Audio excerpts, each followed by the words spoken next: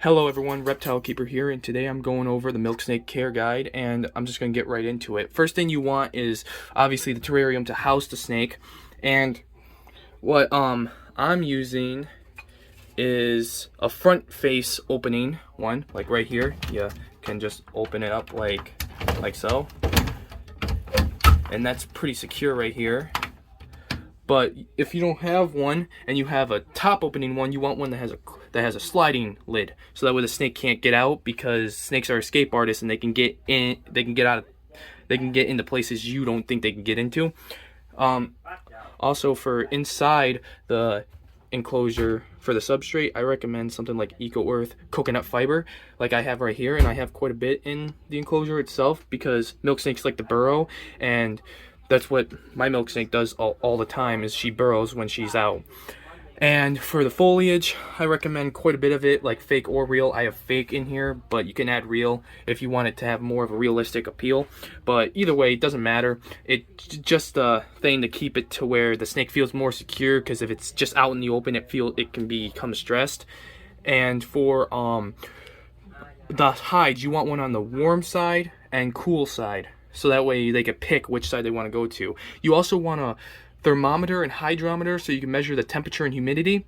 Now on the cool side, for the temperature, you want it to be around 70 to 82 degrees, and for on the warm side, you want it anywhere from 80 to 88 degrees Fahrenheit, and with a basking spot of 86 to 90 degrees Fahrenheit. And the humidity, you want the humidity to be anywhere from 60 to 65 degrees usually. Now, when they go through shed, you could increase the humidity a little bit to help with shed, but you mainly want it around 60 to 65 degrees. You don't want it over 70, I would say, because that could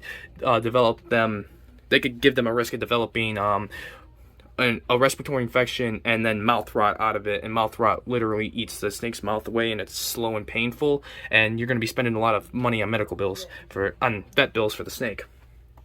And for the hot spot, I recommend a heating pad with a thermostat attached to it. You need a thermostat with a heating pad or any form of heat so it doesn't malfunction and you harm your snake. Because if you have something like a heating pad, you can literally cook your snake if you don't have a thermostat. Now what I'm using is a ZooMed ReptiTemp digital thermostat, which works wonders, and it doesn't take long. It's $60 at a pet store, which is pretty expensive, but it works wonders. It's easy to use once you read the how to use it, the instructions and everything. It's pretty simple, and it's going to keep your snake from being cooked alive.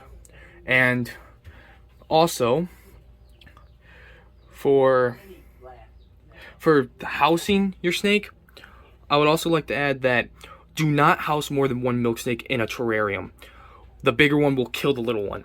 You will have one less snake in your enclosure when you wake up, because these snakes in the wild, they eat stuff like mice, like rodents. They eat rodents, lizards, and other snakes, including other milk snakes. They are cannibals. They have been known to cannibalize their own. And Mimic's out right now, actually. It's pretty cool. But yeah, it's a death sentence if you house more than one milk snake in a terrarium. No matter what, do not do that. That is a death sentence for one of those snakes. Alright, well, that's all I wanted to cover, folks. This is Reptile Keeper, and I'm signing off. Take care, everybody.